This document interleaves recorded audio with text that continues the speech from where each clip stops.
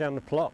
Hope you all had a great New Year and a good Christmas as well. It's not been the best weather, so I've just come here to have a look round because I've not been down here for 3 weeks. Just to see if there's been any damage. The only real thing there is my net's blown over off my Brussels sprouts, so I just need to recover them. Net's come loose a little bit around my onions, nothing major. So I've got away with it so far.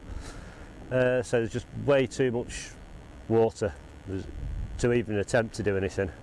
So I thought I'd just come down, have a look around, bring camera and go through a few things that I've pretty much decided I'm going to do this year, as in what beds are going to be growing what.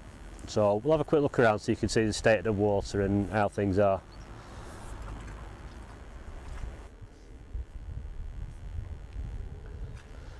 Right, so as you can see, lots of water, muddy footprints where I've just had a walk around before I put the camera on. So just water everywhere. So my net's blown off my Brussels sprouts, just need to tuck it back over. I'll be clearing that bed. I mean, I've got another couple of months yet before I have to clear that one. Onions, they're doing okay. So there's a good couple of inches of water there. I know the deepest patch is right in the crossroads of here. It's got to be, well, good few inches anyway. Worms have been coming up into this bed because it's full of casts everywhere. It's probably just trying to get out of the wet. So hopefully all the straw that's in them beds will be soaking all this up to give it back out to my crop next week. A little water down my welly. So that's about it for damage. So I've still got some endive I can pick. I need to I might tidy this bit up today. Just pull some of the dead greenery off and fix my net back down. But that is it. I'm not doing anything else. There isn't even a spade going to come out. Right, so we'll have a little chat about, what I'm going to plan roughly, to grow where this year. So I'll pop the camera down and I'll try and do this bit. Right. As you can probably tell, I've got myself a little microphone with an audio recorder. So this is the first trial run for this. Right, so we'll start off. Obviously, onions are going to stay where they are till they're harvested in June, July. Far into that bed will be leeks, maybe some carrots. This bed will be carrots, parsnips, some more leeks, and some more different type of onion. They're called kappa. They're a slicing onion. They're shaped a bit like a cucumber, if you know what I mean. Which I've never grown before, so see how they go. This bed will have peas, just a couple of courgette plants maybe, some lettuce and a very big pumpkin plant, providing it survives. I'll explain a bit about where it's going to end up in a minute. This back bed is going to be brassicas, not all the brassicas. This is going to be broccoli, collie and cabbage. That was where my peas were last year and my runner beans. Over in these two new beds, the one nearest to me will be sprouts. I can get 12 sprout plants in that. I'll show you the other bed in a minute. Potatoes, going to be 9 rows of potatoes. Instead of growing them lengthways this year, I'm going to grow them across. It works out easier for me if I do it that way this year. There's going to be main crops, 3 rows of main crop, which is Orla, same as I did last year. And then there'll be 2 rows of Maris pears, which are second earlies. A row of Charlottes, which is second earlies. And then there's going to be 2 rows of Duke of Yorks, not the red Duke of Yorks, just the standard Duke of Yorks, they're first earlies. And then there'll be 1 row of International Kidney, which are Jersey Royals. Now them first earlies, I need them out in June, because I need that freeing up for winter veg, and also my pumpkin I'm going to flick over from this bed over the path and grow in that end space as well. I've also, same as last year, in between my two raspberry cane beds, I'm going to grow a row of potatoes in each of them, which will be King Edwards. I grew them a few years ago and didn't do very well, but the missus wants me to try and grow them again, so I thought, right, I'll dump them over there. I didn't really want to put main croppers over there, but see how they go. Right, so I'll turn the camera around so you can see a bit more on these two other beds. Get my feet out of the mud. Let's move the camera. Apologies if there's any wind noise on my microphone, but like I say, it's first go using this sort of thing. So like I said before, this is going to be Brussels sprouts. I've got 3 varieties. I don't know if I'll put all 3 varieties in here, but I can get 12 plants in, and they'll roughly have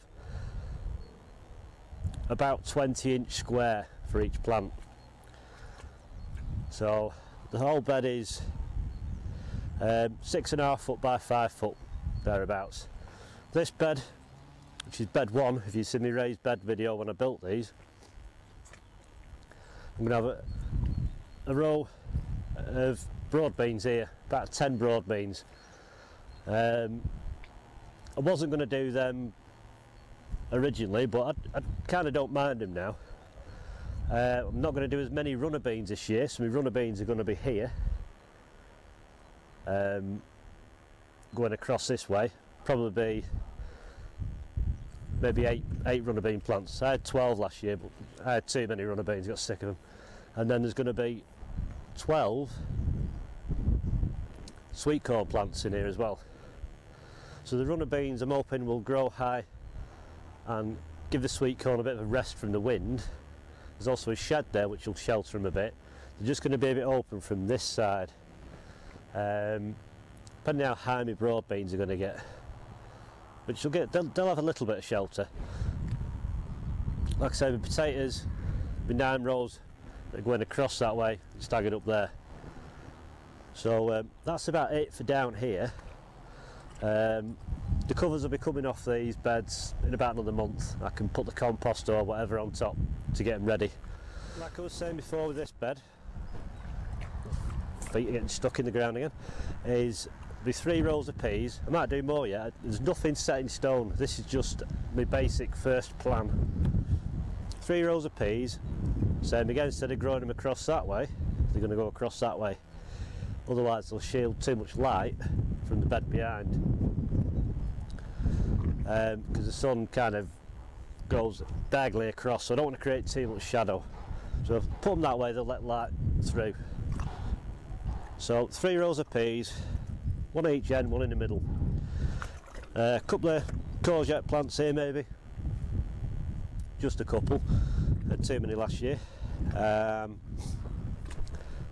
Then here somewhere will be a pumpkin. I've got one of the big, supposed to be a giant pumpkin plant. Did pumpkins years ago, they took up a lot of ground, but you know, Missy wants me to have a go at growing them for kids again, so I'll give it a go. So these first earlies, I need them out the way. One, because I'm going to grow some winter greens up that end, at the far end. But this pumpkin, when it gets big enough, I'm going to lean it over the path and let it fill that area where the potatoes were that I've dug out. So it'll act a bit like a ground cover. I'm not going to let it go too wild. I'm not after like a lot of pumpkins off it, just a couple will do. And then I can fill this with things like celery or chard, you know, and rocket and lettuce, things like that. Like I said, you just cannot do anything with the soil like it is now. It's just too wet. You're doing more damage than anything, so you best just, you know, staying off your plot really for now. Just go down, see if there's any damage, and then forget about it till you've had a good dry spell. It won't dry out properly because there's no heat. I want to get this turned over before second week in March. because I've got this horse muck to spread on it and dig that over. Because I'm going to hopefully put my potatoes in first week of April. I'm hoping it doesn't, we don't have a cold snap like we did last year. It was quite cold for a long time. It was a bit slow the season to start going. Like I say, I don't intend doing anything today. I might just tidy these up a bit and that's it. So I've got some stuff growing already at home. I've got mammoth onions and some Kelsey's onions. I'd like to thank Dan from the Allotment Diary channel. He gave us a few ideas on growing them under lights and what stuff to get, so I now have a light. You know, it wasn't cheap, but I thought I'll try it because I can, not just for onions, you know, I'll have a go at doing the giant ones and see how they go. Not after anything huge, it's just something to keep busy now while it's a bit of a quiet time. Some peppers, I've started some peppers off. I'll go through all my varieties of stuff in another video of what I'm going to grow. Once I've fully set my mind on what's going where, because I need to draw it all up and work out the dates of when I can harvest and what's going to go in, if there's enough growing space. Because in between my sweet corn plants there's going to be dwarf French beans, because they don't take up much room and they'll fill the gap. So that's about it for this video. So it's just made it come down, have a look, see if there's any damage, test this microphone out. If it's not worked well, sorry. Practice makes perfect. So I'll tidy this net up, and I probably won't come down here again until there's been a bit of a dry spell. So I'm going to get home, I'm going to sow some leeks, Musselburgh I think they're called. I'm going to sow some of them, get them in trays ready, because they're going ground March, April. So you can start them off now. Now's a fine time to do it. Sunny windowsill or anything like that, you know, and it gives them a head start because they're in the ground for a long time. So thanks for watching, and hopefully it will be another good growing year and the weather will be on our side rather than floods like it is at the moment. I'm hoping that the frost will come soon, kill any bugs off that you don't want here, and then you can get on then. Right, so take care, and I will see you in the next video. Thanks for watching. See you now.